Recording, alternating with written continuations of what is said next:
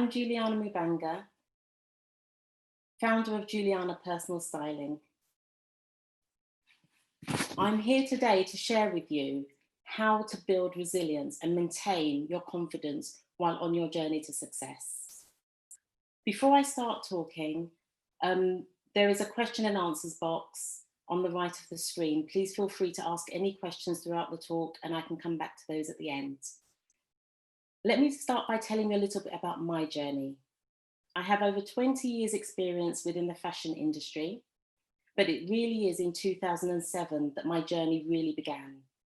I decided to move from bridal styling to personal styling, and I wanted to choose the company that I would work for.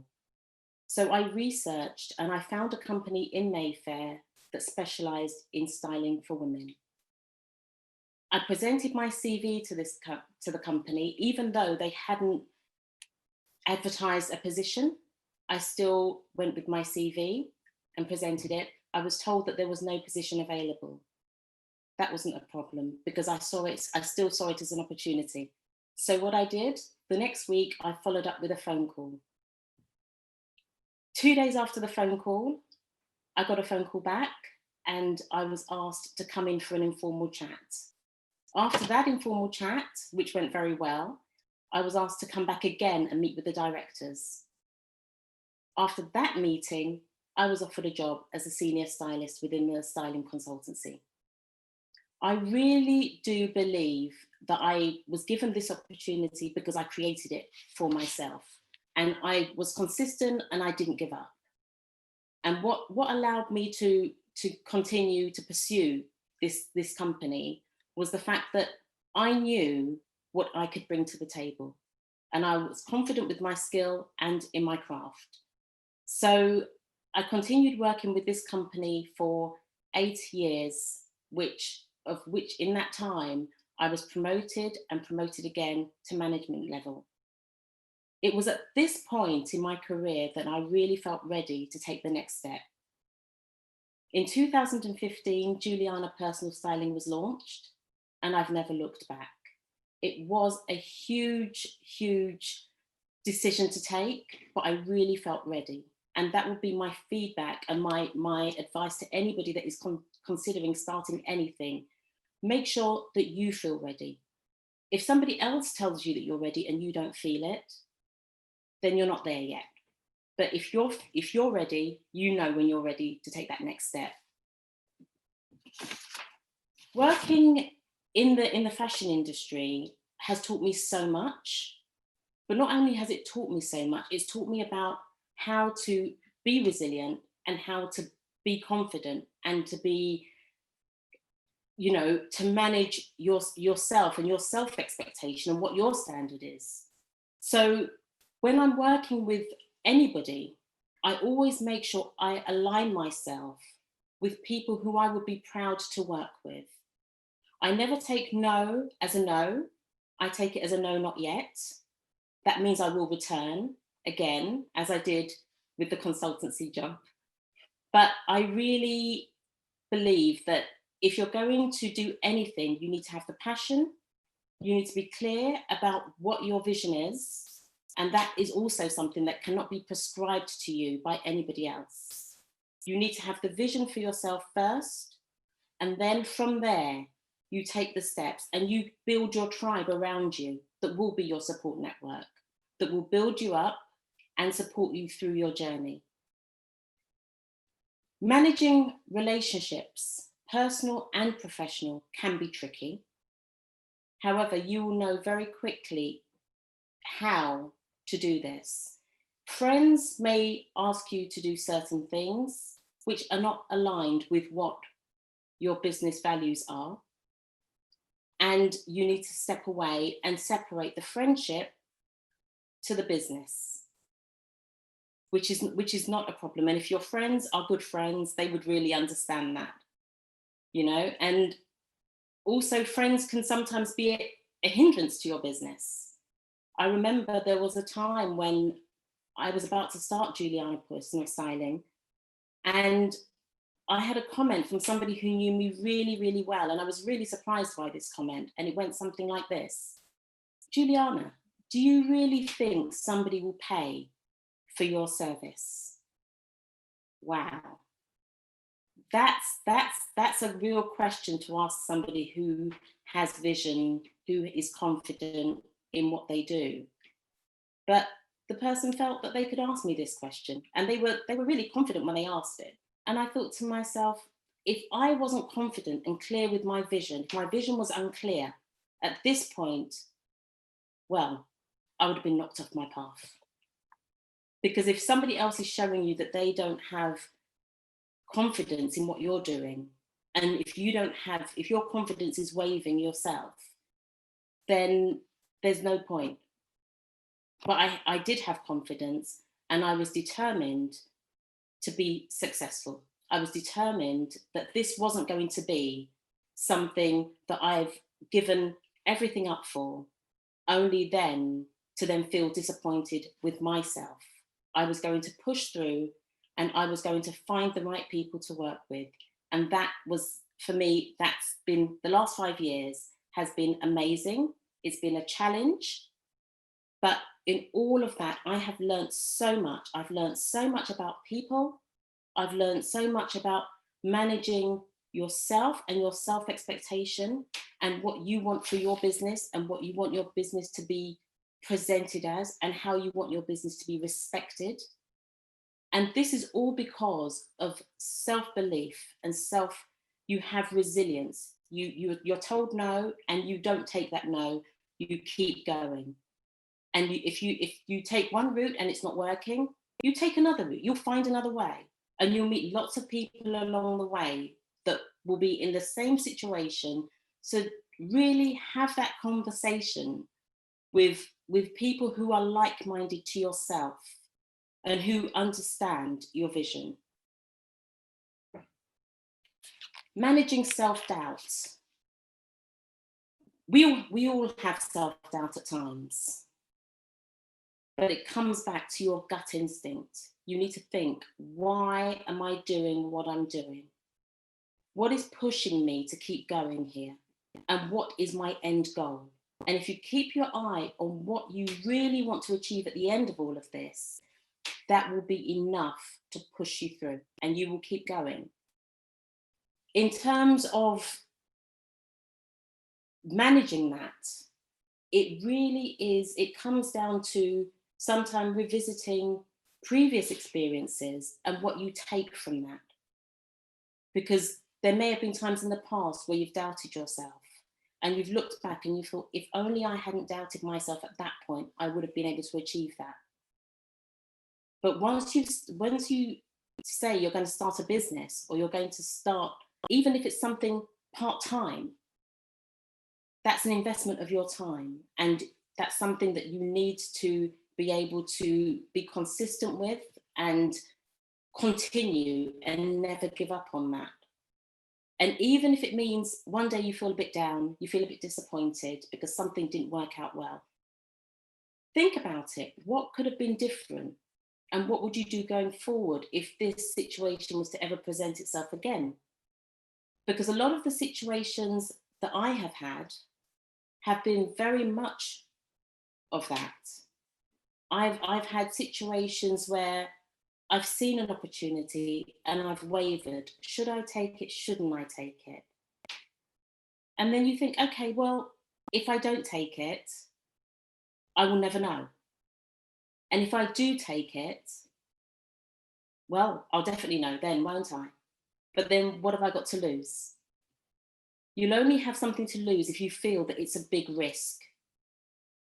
Risks are good, but you need to be confident and you need to feel comfortable with the risks you're taking. I've taken a lot of risks in business and I've taken measured risks that I felt comfortable with and risks that I know will not harm the image of my business. I align myself with the correct people and I work with people only that I can trust. And it's, for me, that is everything. Trust, loyalty, confidence, all of these things are the pillars of running your own business or your whatever it is that you're choosing to do, you need to have those things on your side. And really, you need to really feel it for yourself. It's not something that somebody else can say, well, I think you should do this, and I think your business should look like this. I've had people in the past tell me, well, Juliana, I think you should do this with your business. Actually, it's not aligned with my values. That's the beginning and the end of it. But however, if somebody comes to me and says, oh, Juliana, I've seen this and I think this would be aligned with your business, or this would be suitable for your business, I never outrightly say no and cut it off. I look, because sometimes there may be something in that actually is a golden nugget that can take you to the next step in another way. So I really just believe that whatever you do it with passion, be confident, be resilient. When you have a good day, that's great, but not every day is a good day. There are good days, there are bad days. There are days that are flat like that, but you just keep going and you find the way of really picking yourself back up and just moving with it. Another thing that I would really say that is so, so, so important is self-care. Looking after yourself. Starting a business is manic. It's busy. You can sometimes even feel overwhelmed. But the most important thing is to make sure that you don't forget yourself in all of this, because you are at your best when you really are looking after yourself. So if it gets to a point where you feel overwhelmed, don't be afraid to ask for help.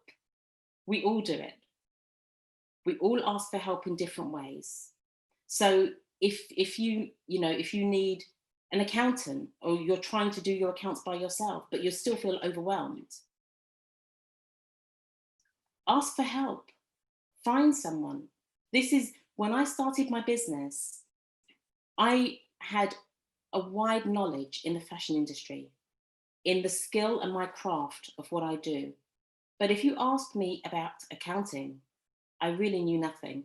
If you asked me about web design, I didn't really know much about web design either.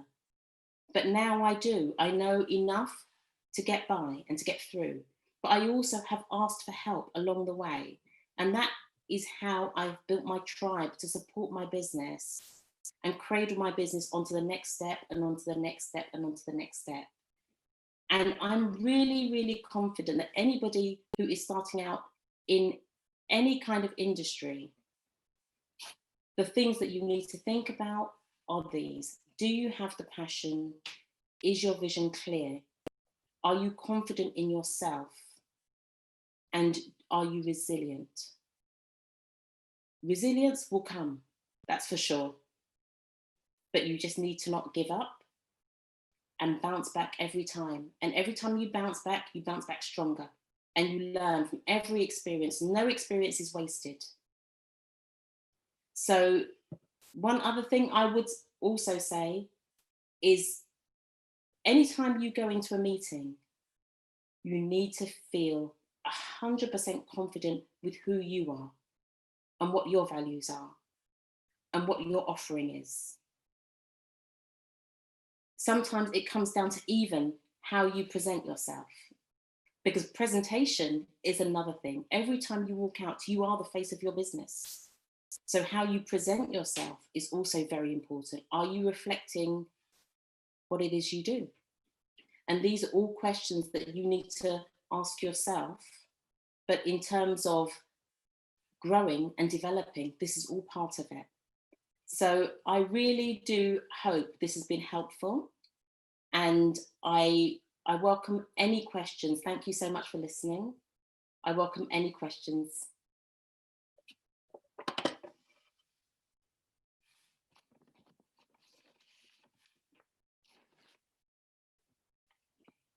I just had a question through.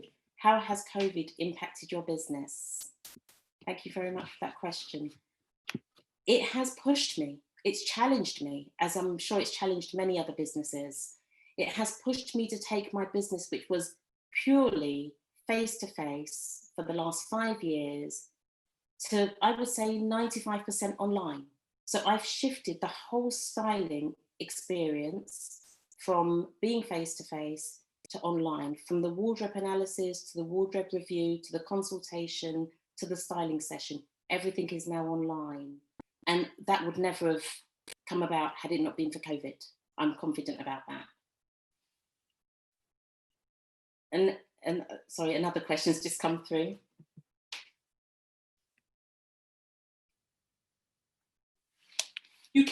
How can you learn to build resilience? That's definitely possible.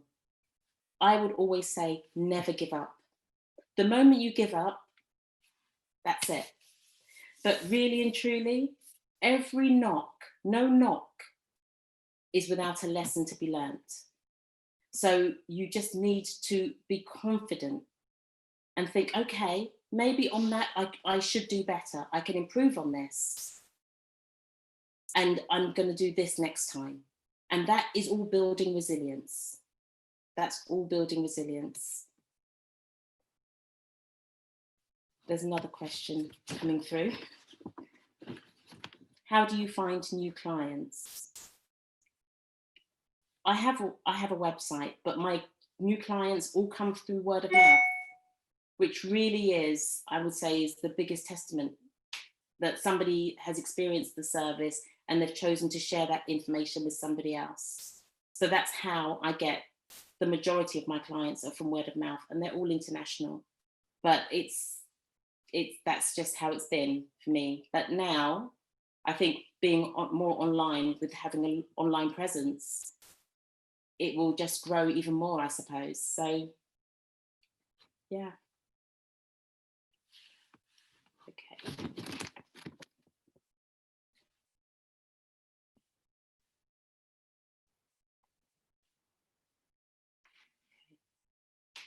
Okay.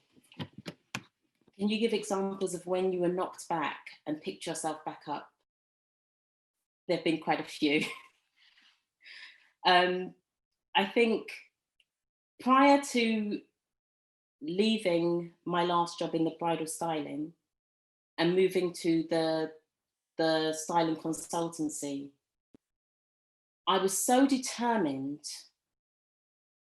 that I was going to work for this company that actually I couldn't see that there could even be a no, even though there was no job advertised. I was so convinced about that. So I would say when they told me that, no, there's no vacancy, and it was very much, no, sorry. I felt a bit disheartened, but it was the pick me up that made me make that call. And I got through, and in the end I got through. So I was very, very pleased with that. Have you had any, okay, another question. Have you had any fruitful collaborations? Well, yes, I have actually. I've worked with a menswear company, helping them on their design process, and been a consultant to another brand that is helping them with their design process also. And I'm currently also working with a women's wear designer, helping her push her collection forward also. So I really enjoy collaborating, and it definitely is, especially now, the way to go. Okay. Okay, what do you love most about being a business owner? I love the difference it makes to others. If I'm being honest, every morning I wake up and I think, okay, today's a new day, but I'm excited because I know that everything that I do makes a difference. It makes a difference to how people feel. It makes a difference to how people are viewed. And it gives a lot of confidence to so many other people. So for me, that is everything. Everything I do has to be with purpose, and I need to see the benefits that it gives in order to be able to do what I do.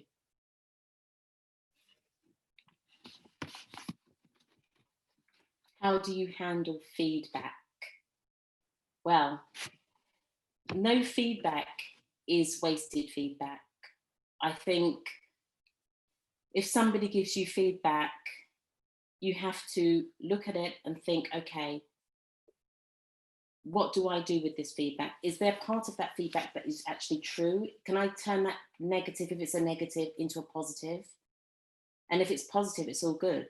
But sometimes negative feedback can be quite difficult to take, but actually you have to go back and review it and think, okay, what could have changed that feedback into a positive feedback? So you just keep going and you learn from it. And actually all of these things are what help you to be more resilient. I always ask for feedback, because without feedback, how do you know what your customers are thinking? Very often they don't say unless they're asked. People need to feel invited to give feedback. So it's always good to ask for feedback, and I make it very open that, you know, negative, positive, I'm happy for both, really, because negative will help me to improve, and positives shows me that I'm doing well. So that would be my real, you know, I always welcome feedback, always. How do you know you are making an impact? I know I'm making an impact when my client says to me that she walks into a meeting, or he walks into a meeting and he feels amazing. That's when I know that I've done a good job. I know that my client, it has a ripple effect. So for me, that's the impact. That's the impact. That's the desired result. Thank you very much for listening.